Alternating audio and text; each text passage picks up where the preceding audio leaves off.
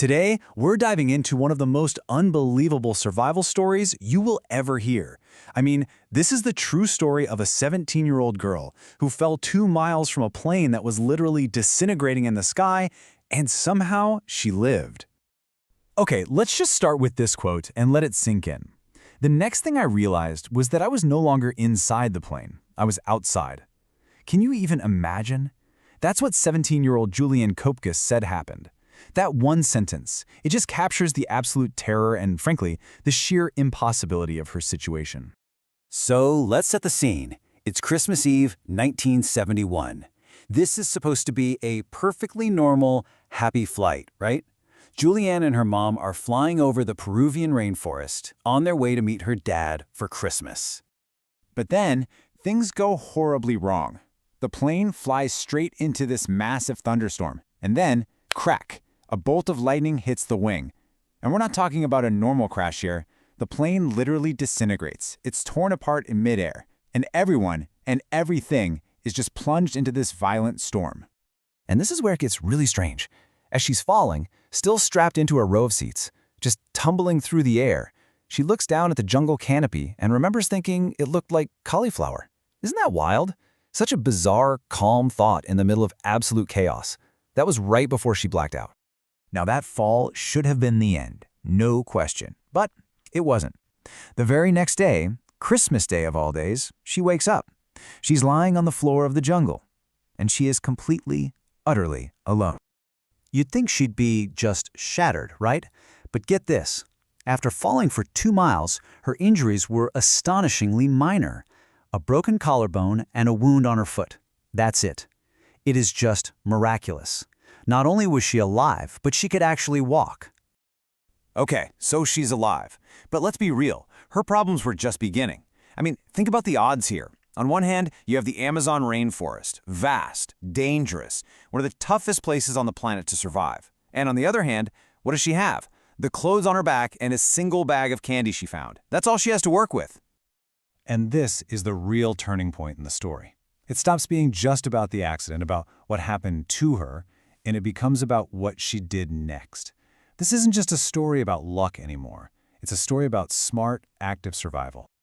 Which brings us to the million-dollar question, right? How on earth does a 17-year-old, injured and all alone, make it out of there alive? What was her secret weapon? What did she know that nobody else on that flight did? Well, the answer is pretty amazing. It wasn't about being strong or having some special survival kit. It was all about what she knew. See, Juliane's parents were scientists, a zoologist and an ornithologist, and she had actually lived with them in the rainforest before. She had this mental toolkit, and it turned out to be way more valuable than any physical tool could ever be. Her entire survival strategy boiled down to 3 crucial rules her dad had taught her. Rule 1, find water. Any creek, any stream, follow it downstream because people always build settlements near water. Rule 2, understand the real danger. It's not the jaguars you have to worry about. It's the tiny things, the insects, the spiders, the ants. And Rule 3, don't eat anything you don't recognize. Those 3 simple ideas became her compass. So armed with this knowledge, she started walking. And this wasn't just a quick hike out of the woods. No, this was an absolutely grueling 10-day ordeal. Just try to wrap your head around that. 10 full days, pushing through dense, unforgiving jungle with a broken collarbone, completely by herself. I mean, how do you even find the strength to keep going? And for that entire time, all 10 days, her only food was that one small packet of sweets, 1 bag of candy to fuel a 10-day trek. She was essentially starving, running on pure adrenaline and willpower.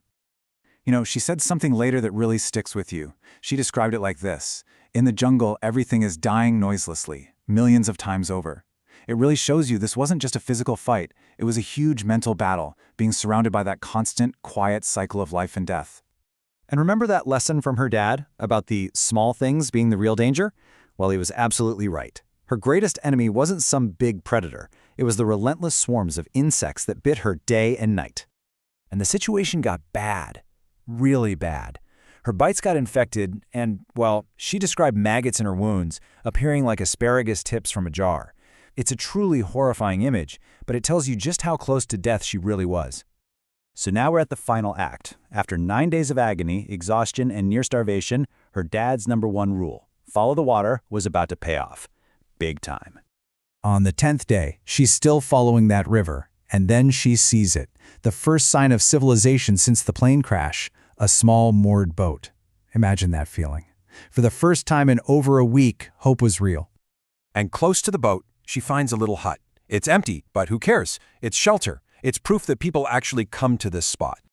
She's just too weak to go any further, so she waits. And eventually, her faith is rewarded. A group of Peruvian lumberjacks returns to their hut, and they find her. Her ordeal is finally over. She's been saved. So after surviving one of the most dramatic events imaginable, what do you do with your life?